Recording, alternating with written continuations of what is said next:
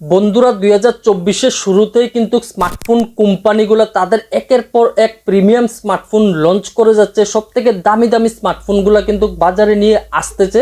কিন্তু যদি তুমি 10,000 টাকা দামের মধ্যে সবথেকে ভালো স্মার্টফোন কেনার প্ল্যান করো তাহলে কিন্তু মার্কেটের মধ্যে দুইটা স্মার্টফোনে আসে। প্রথমটা হচ্ছে মোটোরোলা থেকে মোটো G34, দ্বিতীয় যে স্মার্টফোনটা ওইটা হচ্ছে শাওমি কোম্পানি থেকে রেডমি 13C। এই দুইটা স্মার্টফোনের দামই কিন্তু 10,999 টাকা, মানে 11,000 টাকা। কিন্তু ইন্ডিয়ার তুমি ফ্লিপকার্ট এবং অ্যামাজনের মধ্যে এই দুইটা স্মার্টফোনই দেখতে পাবে। এই দুইটা প্ল্যাটফর্মের মধ্যে কিন্তু তোমরা অনেক ডিসকাউন্ট লাগিয়ে কিন্তু 10,000 টাকা দামের মধ্যে এই দুইটা স্মার্টফোন তোমরা নিতে পারবে। এই দুইটা স্মার্টফোন থেকে সব থেকে ভালো তোমাদের কোন স্মার্টফোনটা হবে? মোটোরোলা মোটো G34 ওই স্মার্টফোনটা ভালো হবে তোমাদের জন্য, নাকি শাওমি থেকে রেডমি 13C এই স্মার্টফোনটা তোমাদের জন্য ভালো হবে? কোন স্মার্টফোনটা কিনলে তোমাদের টাকা উসুল হবে? আজকের এই ভিডিওতে সবকিছু ডিটেলসে আলোচনা করব তোমাদের জন্য কোন স্মার্টফোনটা ভালো হবে। সো গাইস, বেশি সময় না নষ্ট করে সোজা চলে যাচ্ছি আমাদের ভিডিওতে।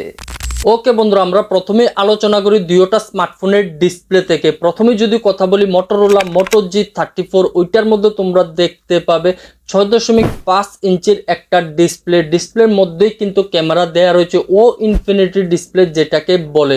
অপর দিকে কিন্তু রেডমি 13C ওইটার মধ্যে তোমরা দেখতে পাবে 6.74 ইঞ্চির একটা ডিসপ্লে এবং পুরানো মডেলের ভি নচ ডিসপ্লে যেটাকে ওয়াটার ড্রপ নচ ডিসপ্লে বলে থাকে। সো এখানে মডার্ন যুগে কিন্তু বর্তমান যুগে কিন্তু ও ইনফিনিটি ডিসপ্লেটা দেখতে খুবই সুন্দর মনে হয়। তো এদিকে কিন্তু মোটোরোলা মোটো G34 এটা একটু উপরে রয়েছে, কিন্তু ডিসপ্লে সাইজের দিকে কিন্তু রেডমি 13C এটা একটু বড় রয়েছে। সো এদিকে কিন্তু রেডমি 13C একটু উপরে রয়েছে। দুইটা ডিসপ্লে কিন্তু আইপিএস প্যানেল তোমরা দেখতে পাবে। যেহেতু এটা 10,000 টাকা দামের মধ্যে আসে, বাজেট রেঞ্জের স্মার্টফোন, এখানে সম্ভব না এমুলেট ব্যবহার করা। সো এখানে আইপিএস প্যানেলে তোমরা দেখতে পাবে। তাছাড়া কিন্তু মোটোরোলা মোটো G34 এটার মধ্যে তোমরা যে ডিসপ্লের হার্জ রয়েছে এটা কিন্তু 120 হার্জ পর্যন্ত তোমরা দেখতে পাবে। আর অপর দিকে কিন্তু রেডমি 13C এটা মাত্র 90 হার্জ পর্যন্তই তোমরা দেখতে পাবে। ডিসপ্লে পিক ব্রাইটনেসও কিন্তু একটু পার্থক্য তোমরা দেখতে পাবে। মোটোরোলা মোটো G34 এটার ডিসপ্লে পিক ব্রাইটনেস রয়েছে 580 পর্যন্ত, আর ওইদিকে কিন্তু রেডমি 13C ওইটার পিক ব্রাইটনেস রয়েছে 600 পর্যন্ত। সো এতটা বেশি পার্থক্য দেখতে পাবে না, একটু পার্থক্য রয়েছে। মোটোরোলা থেকে একটু এগিয়ে রয়েছে কিন্তু রেডমি 13C। তারপর হচ্ছে দুইটা স্মার্টফোনের ডিজাইন। এখানে কিন্তু ডিজাইন দুইটা স্মার্টফোনের মধ্যে তোমরা আলাদা আলাদা দেখতে পাবে। মোটোরোলা মোটো G34 এটার মধ্যে মোটোরোলা ব্যবহার করেছে ভিগান লেদার, যেটা কিন্তু বর্তমান যুগে খুব একটা ভাইরাল চলছে, খুব একটা ট্রেন্ড চলছে ভিগান লেদারের। অপর দিকে কিন্তু রেডমি 13C এটার মধ্যে সেম প্লাস্টিকে পলিকার্বনেট ব্যবহার করেছে, গ্লোসি ফিনিশ কিন্তু দেয়া রয়েছে ওইটার মধ্যে। সো তোমাদের কাছে কোন স্মার্টফোনের ডিজাইন ভালো লাগে? ভিগান লেদার নাকি পলিকার্বনেট প্লাস্টিক বডি নাকি এখানে মেটালের বিল্ড এখানে ভালো লাগে? অবশ্যই ভিডিও নিচে কমেন্ট বক্সে তোমরা কমেন্ট করতে ভুলবে না যে তোমাদের কোন ডিজাইন ভালো লাগে।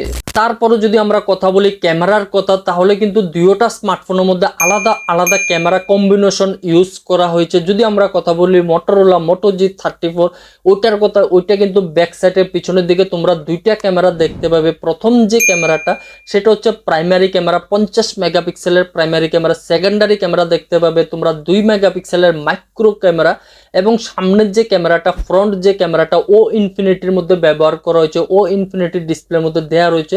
ওইটার মধ্যে কিন্তু তোমরা দেখতে পাবে 16 মেগাপিক্সেলের একটা ক্যামেরা।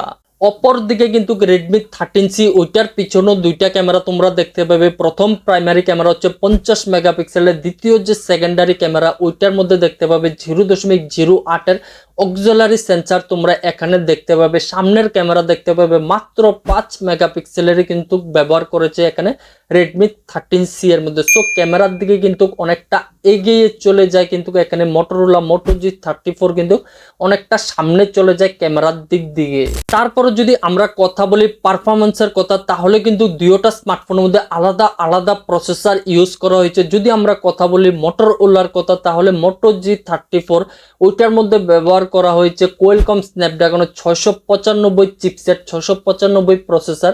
অপরদিকে কিন্তু রেডমি 13C ওইটার মধ্যে ব্যবহার করা হয়েছে মিডিয়াটেকের ডায়মন্ডসিটি 6100 প্রসেসর। যদি তোমরা 10,000 টাকার দামের মধ্যে কোয়ালকম স্ন্যাপড্রাগনের 695 চিপসেট পেয়ে যাও তাহলে আর কি লাগে। এখানে কিন্তু মিডিয়াটেকের ডায়মন্ডসিটি 6100 থেকে অনেকটা সামনে এগিয়ে চলে যায় কোয়ালকম স্ন্যাপড্রাগনের 695 প্রসেসর। তো তোমরা এখানে পারফরমেন্সের দিকে কিন্তু মোটরোলা মোটো G34 এটার মধ্যে 10,000 টাকা দামের মধ্যে অনেক ভালো জবরদস্ত কিন্তু পারফরমেন্স তোমরা দেখতে পাবে। তারপরে যদি আমরা দুইটা স্মার্টফোনের র্যাম আর স্টোরেজের কথা বলি তাহলে তোমরা মোটরোলা মোটো G34 এটার মধ্যে 4GB র্যাম 8GB র্যাম দেখতে পাবে, দুইটা র্যাম দেখতে পাবে 4GB আর 8GB। স্টোরেজ কিন্তু একটাই দেওয়া রয়েছে 128GB স্টোরেজ, মানে 4GB র্যাম কিনলেও 128GB স্টোরেজ পাবে, 8GB কিনলেও কিন্তু তোমরা এখানে 128GB স্টোরেজ দেখতে পাবে। তাছাড়া কিন্তু মোটরোলা থেকে তোমরা এখানে স্টোরেজকে বুস্ট করতে পারবে। 8GB স্টোরেজের ভেরিয়েন্ট যদি তোমরা কিনে নাও তাহলে কিন্তু 8GBটাকে 16GB তোমরা এক্সটেন্ড করতে পারবে সফটওয়্যারের মাধ্যমে। অপর দিকে কিন্তু রেডমি 13C ওটার মধ্যে 4GB র্যাম 64GB স্টোরেজ দেখতে পাবে, 8GB র্যাম 128GB স্টোরেজ দেখতে পাবে। সো এখানে কিন্তু র্যাম আর স্টোরেজের মধ্যে একটু একটু পার্থক্য তোমরা দেখতে পাবে। দুইটা স্মার্টফোনের ব্যাটারির কথা যদি বলি তাহলে দুইটা স্মার্টফোনের মধ্যে তোমরা 5000 mAh এর ব্যাটারি দেখতে পাবে। বক্সের মধ্যে 18 ওয়াটের চার্জারও তোমরা পেয়ে যাবে।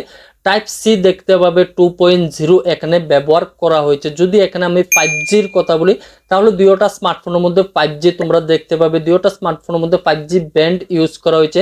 মোটরোলা মোটো G34 এটার মধ্যে তোমরা 13টা ব্যান্ড দেখতে পাবে 5Gর।